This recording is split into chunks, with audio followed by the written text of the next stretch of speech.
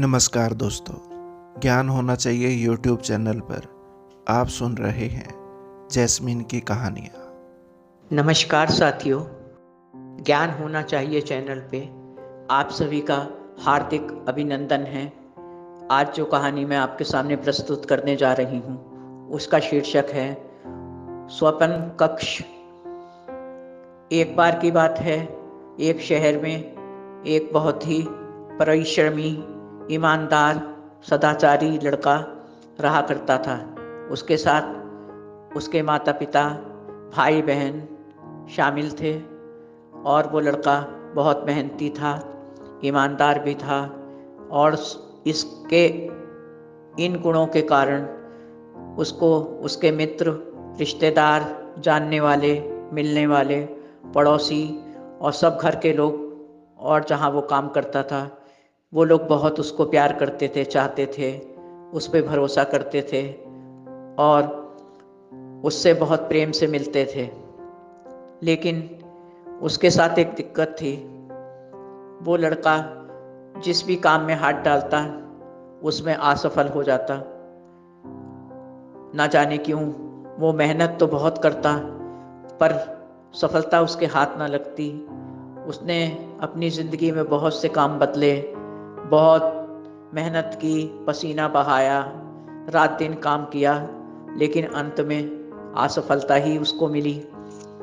मायूस होने लगा, भगवान से बोला, हे भगवान, मेरी मेहनत में कोई कमी नहीं, हौसलों में कोई कमी नहीं, लेकिन फिर ये मेरे साथ क्या है कि मैं जिस भी काम को करता हूँ असफल हो जाता हूँ। मालिक, देख मैंने कितने काम बदले, लेकिन ऐसा क्यों है? क्या है मेरी किस्मत में? मैं अपने परिवार के लिए कुछ कर नहीं पाता। मेहनत तो करता हूँ लेकिन उसका रिजल्ट कुछ नहीं निकलता। सब परिवार वाले मुझे प्यार तो करते हैं लेकिन मैं अपना फ़र्ज़ अदा नहीं कर पाता। इस तरह से भगवान से शिकवे गिले और अपनी सफलता के लिए प्रार्थना करना और हिम्मत ना हारना, यही सब उसकी ज़िंदगी में चल रहा था। धीरे धीरे उम्र भी बढ़ रही थी और समय का पहिया घूमता रहा और एक दिन ऐसा भी आया कि वो लड़का काल के गाल में समा गया। देवदूत उसे लेके उड़ा और उड़ते उड़ते आसमान पर पहुंचा और एक बहुत ही अलौकिक जगह पे उसको लेकर पहुंचा। लड़के की आंखें चौंधिया गईं अलौकिक नज़ारे को और सौंदर्य को देखकर। चारों तरफ बहुत प्यारा, खुशनुमा उजाला छाया था। मंत्रमुग्ध सा वो अप्रीतम सौंदर्य को देखता रह गया। जिज्ञासावश देवदूत से पूछा कि देवदूत जी, मैं कहाँ हूँ? ये कौन सी जगह है जो इतनी खूबसूरत है? पूरी पृथ्वी पर, पूरी दुनिया में जिंदगी में मैंने इतनी खूबसूरत जगह ना देखी। ये कहाँ हूँ मैं? आप मुझे कहाँ ले आए? देवदूत ने उसकी जिज्ञासा को शांत किया और बोला, ये स्वर्ग लोक है बेटा। उसने देखा, घूम घूम कर बड़ी जिज्ञासा के साथ इधर उधर, जिधर जा रहा था उधर खुशियाँ फैली हुई थी, जिधर जा रहा था वहाँ फूल बिखरे थे, जिधर जा रहा था वहाँ उजाले बिखरे थे। जितने लोगों से सामना हुआ सब खुशहाल थे, सब हंस रहे थे, एक दूसरे से बहुत मोहब्बत से, प्यार से मिल रहे थे। बड़ा अजीब सा नज़ारा था जो दुनिया में कहीं देखने को नहीं मिला। ये इसलिए संभव हुआ कि दुनिया में उसने बहुत अच्छी ज़िंदगी जी थी। भले ही वो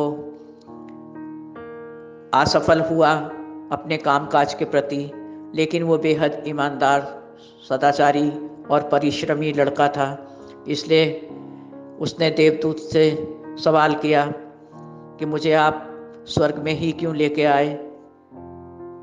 देवदूत ने खुश होकर जवाब दिया, दुनिया में रहकर तुमने बहुत अच्छे काम किए हैं, इसलिए तुम्हारा हक स्वर्गलोक में है, तुम्हारी जगह स्वर्गलोक में है, इसलिए मैं तुम्हें सही जगह पे लेके आया हूँ। दोस्तों, ज्ञान होना चाहिए यूट्यूब चैनल पर आप सुन रहे हैं जैस्मिन की कहानी, उन्हीं की जुबानी।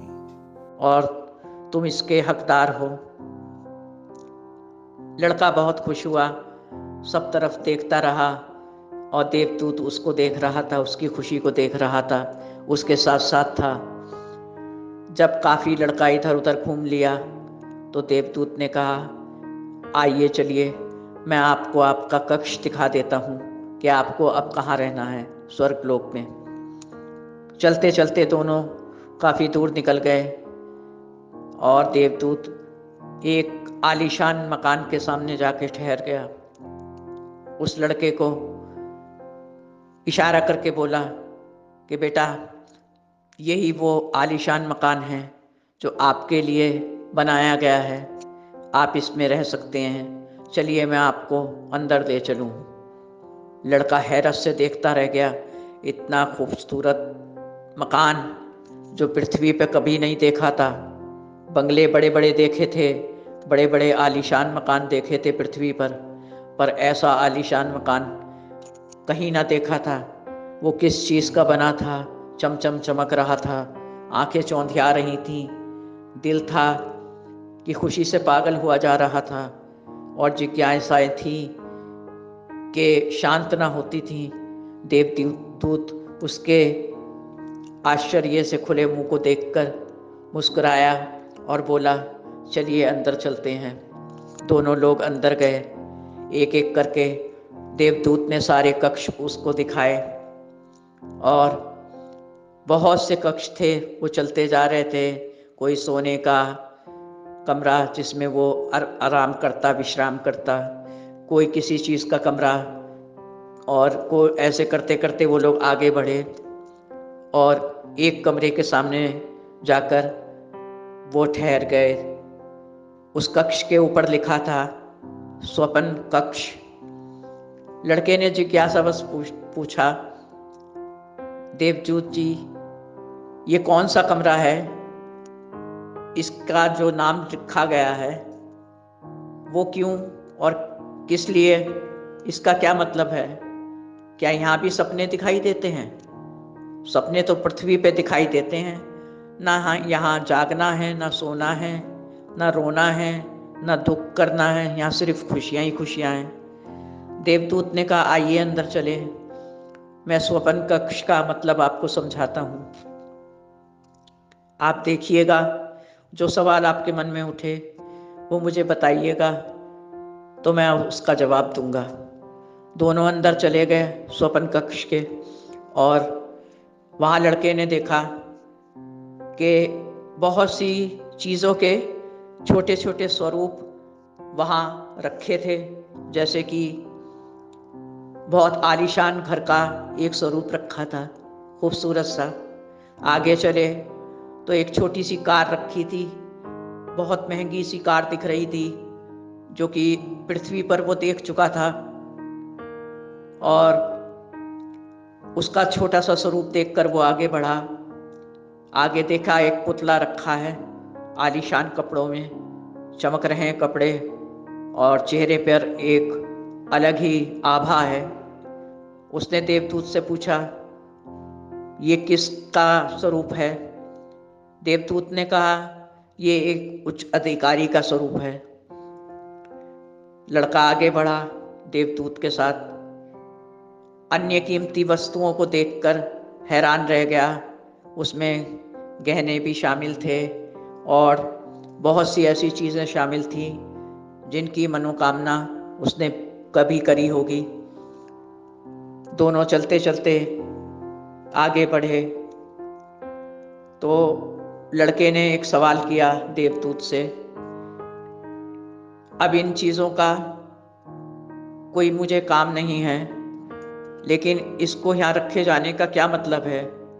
छोटी छोटी चीज़ों का स्वरूप मेरे इस स्वपन कक्ष में रखे जाने का क्या मतलब है?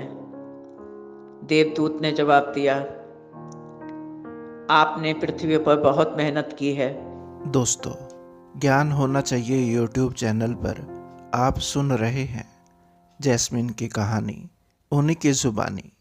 इसमें कोई शक नहीं है, दो राय नहीं है। और आपने पसीना भी बहाया। कई बार आप असफल हुए, लेकिन आपने फिर भी हार नहीं मानी।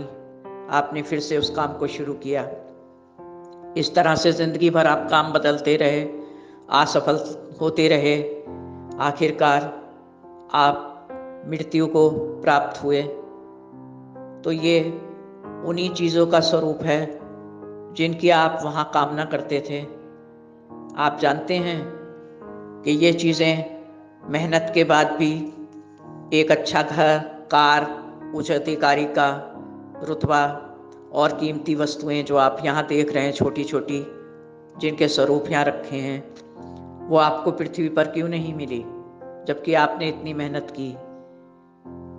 उसने हाथ जोड़कर विनती की कि बताएं देवदूत जी, क्या कमी रह गई थी जिसकी वजह से मैं मेहनत के बाद भी सफलता हासिल ना कर सका, आखिर मृत्यु को प्राप्त हुआ। देवदूत जी ने उसका चेहरा देखा और उससे बोले, तुम्हारे अंदर सब कुछ खूबियां थी, सर से पैर तक, और जोश भी कम नहीं था, और हौसले भी बुलंद थे, सब कुछ था। लेकिन एक ही चीज़ तुम्हारे साथ माइनस पॉइंट पे थी। तुम्हारे अंदर कॉन्फिडेंस की कमी थी, जो कि बाहर से देखने में समझ में ना आती थी, लेकिन कहीं ना कहीं तुम्हारे हृदय में, तुम्हारे दिमाग में किसी भी काम को छूने से पहले ये बात आ जाती थी कि मैं कर ना पाऊंगा। और तुम मेहनत तो करते थे, लेकिन कॉन्फिडेंस के साथ नहीं। इस वजह से उस काम में तुम असफल हो जाते, फिर तुम दूसरा काम पकड़ लेते। इस तरह से काम बदल बदल के तुमने अपनी ज़िंदगी के सारे वर्ष बर्बाद कर लिए, सिर्फ एक चीज़ के मारे, जो सबसे बड़ी थी, कि दिल में अपने तुम्हें कॉन्फिडेंस रखना था। अगर कॉन्फिडेंस रहता तो बाकी सब चीज़ें जुड़ती चली जाती, जैसे हौसला है, ताकत है, और सब कुछ जो भी चीज़ें, निश्चय है, ये सब चीज़ें खुद ब खुद पैदा हो जाती दिल में, अगर कॉन्फिडेंस रहता। लड़के ने ध्यान से सोचा तो पाया कि देवदूत की बात बिल्कुल सच थी, हकीकत है ये, कि वाकई जिस काम को मैं करता था तो मैं घबरा जाता था पहले ही, अंदर ही अंदर, बाहर से मैं किसी को शो नहीं करता था, लेकिन उस काम को करने से पहले मैं हाँ तो कर देता था, लेकिन अंदर से मेरे कॉन्फिडेंस में बहुत कमी रहती थी। मैं मेहनत करता था, इसीलिए मेरे जवाब नहीं आया किसी भी बात का, सफलता ना मिली किसी भी बात में, कि मेरे दिल में कॉन्फिडेंस की कमी थी। उसने सर झुका के देवदूत से कहा कि आप सही कह रहे हैं महाराज, मेरे अंदर ये कमी थी, इसलिए ही असफलता, हताशा, दृढ़ निश्चय की कमी और बहुत सी कमियां खुद ब खुद पैदा हो गईं, और मुझे हारना पड़ा, असफल होना पड़ा। तो देवदूत ने जवाब दिया, कोई बात नहीं, सिर्फ ये आपको याद दिलाने के लिए रखा गया है कि आपके अंदर ये सिर्फ कमी थी, बाकी आप मुकम्मल थे, सब कुछ आपके साथ अच्छा था। इसलिए कोई इससे फ़र्क नहीं पड़ेगा कि आपको यहाँ कोई कष्ट हो, ना यहाँ कार की ज़रूरत है, ना आपको कोई बड़ा अधिकारी बनना है। यहाँ सब एक समान हैं। आपने रास्ते में देखा सब लोग कितना अच्छी तरह एक दूसरे से मिलजुल रहे थे। उसमें कुछ बहुत अदना छोटे कर्मचारी भी थे, बहुत छोटे गिरे पड़े लोग थे, जिनको पृथ्वी पर कोई अपने पास नहीं खड़े होने देता था, और इसमें कुछ बड़े अधिकारी भी थे, अच्छे लोग भी थे। बुरे लोग तो नर्क में जाते हैं, लेकिन छोटा बड़ा या ऊंच नीच वाला कोई मामला है इसलिए ना था। ये स्वर्ग है, यहाँ सब बराबर हैं, सबके हृदय एक से हैं, इसलिए सब मिलजुल के यहाँ रहते हैं, और आपको भी यहाँ सबके साथ अच्छा लगेगा, और आपको भी सबके साथ यहाँ मिलजुल के रहना है। इस तरह उस लड़के को देवदूत उसके आलीशान में मकान में छोड़ के और लीन हो गए। और लड़का बहुत खुशी खुशी स्वर्गलोक में रहने लगा। साथियों, दोस्तों, ज्ञान होना चाहिए यूट्यूब चैनल पर आप सुन रहे हैं जैस्मिन की कहानी, उन्हीं की जुबानी।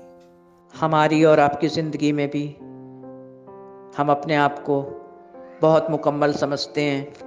जब हम किसी काम में असफल होते हैं तो चर्चा आसपास वालों से या परिवार वालों से इस तरह करते हैं कि हमने तो सब कुछ ठीक करा था, हमने तो सब कुछ सही किया था, लेकिन ये गलत कैसे हो गया, हम तो कहीं गलत नहीं थे। इस तरह की बहुत सी बातें हमारे दिमाग में आती हैं कि हमने कहीं कमी नहीं रखी। नहीं साथियों, ऐसा नहीं है। असफलता के पीछे कोई ना कोई वजह ज़रूर होती है और बिना वजह के कोई भी बात ऐसी नहीं होती जो मुकम्मल ना हो। इसलिए अपने अंदर हर गुण को रखें और सबसे बड़ी बात यह है कि अपने पे भरोसा रखें, अपने दिल में कॉन्फिडेंस रखें और हालातों से हारे नहीं और ना ही किसी बात के लिए हार माने कि ये काम हमने नहीं किया, हमसे नहीं हो रहा है। हताशा से दूर रहें, अपने दिल में हौसला रखें, नया जोश रखें, आशा रखें, उमंगे रखें। फिर देखिए आपके सारे काम सफल होंगे। हम लोगों को किसी भी कारण से, किसी भी वजह से किसी काम को अधूरा नहीं छोड़ना है। जब तक वो मुकम्मल ना हो जाए, जब तक हमें सफलता ना मिले, तो उसको पूरे कॉन्फिडेंस के साथ दिल से, दिमाग से, हाथ पैरों से लगे रहना है। वक्त को नहीं देखना है, इतना वक्त हो गया करते हुए, इतनी थकान हो गई। जब आपके दिल में उमंगे रहेंगी तो खुद ब खुद अपने आप रिचार्ज होते रहेंगे, आप नहीं थकेंगे। क्योंकि जोश वो चीज़ है कि इंसान को अपने आप रिचार्ज कर देता है। ना भूख प्यास की चिंता रहती। जब सवाल जोश का होता है, सफलता का होता है, ये सब चीज़ें खुद ब खुद आपने देखी होंगी कभी ना कभी ज़िंदगी में कि अगर आपने किसी चीज़ का प्रण कर लिया कि हमें करना है, तो आप उस वक्त ज़रूर भूख प्यास भूल गए होंगे, आसपास वालों को भूल गए होंगे। सिर्फ आपका फोकस उसी पे होगा जिस मिशन के लिए आपने निश्चय किया होगा। तो साथियों, हम और आप आज ये प्रण लें कि हमें जो कुछ भी करना है सेल्फ कॉन्फिडेंस से करना है और उसको बनाए रखना है, डगमगाना नहीं है। असफलता ही तो हमें सब कुछ सिखाती हैं। सफलता से तो हमें, सफल तो हम हो जाते हैं, लेकिन उन कठिनाइयों का नहीं पता चलता जो रास्ते में आती हैं। सबसे बड़ी बात यही है कि हमें असफलता जब मिलती है तो बहुत सी अपनी कमियां या उस बात की कमियां दिखाई दे जाती हैं कि कहाँ क्या कसर रह गई थी। फिर उस कसर को पूरा करने के लिए फिर से कमर कसते हैं हम और अपनी मंजिल की तरफ बढ़ते हैं, तो फिर हम अपनी मंजिल पा ही जाते हैं। साथियों, यही मेरी कहानी ख़त्म होती है और आपके लिए मेरी बहुत सी शुभकामनाएं हैं जो मैं आपको देना चाहती हूँ। मेरी दुआ है कि आप हमेशा प्रसन्न रहें, खुश रहें और इन कठिनाइयों के बीच में भी आप मुस्कुराते रहें, आपका जोश बरकरार रहे, आप मिलजुल के सबके साथ प्यार से रहें, हर इंसान आपसे प्यार करे, आप सबके ऊपर अपने प्यार को लुटाएं, सबके साथ हमदर्दी से रहें और सबको अपने समान बराबर समझें, कोई छोटा बड़ा नहीं। हम सब इंसान हैं, मिलजुल के रहेंगे, ऊपर वाले को भी खुश रखेंगे, खुद भी खुश रहेंगे, उसको दिखा देंगे कि तूने हमें बना के कोई गलती नहीं की। अगर आपको ये कहानी मेरी अच्छी लगी हो तो प्लीज़ साथियों, इसको लाइक करें, सब्सक्राइब करें और इसी के साथ आपकी जैस्मीन। दोस्तों, आशा करता हूँ कि ये कहानी आपको पसंद आई होगी। वीडियो को लाइक और चैनल को सब्सक्राइब ज़रूर करें। धन्यवाद। आपका अपना संसार। नमस्कार। आपका दिन शुभ और जीवन मंगलमय हो।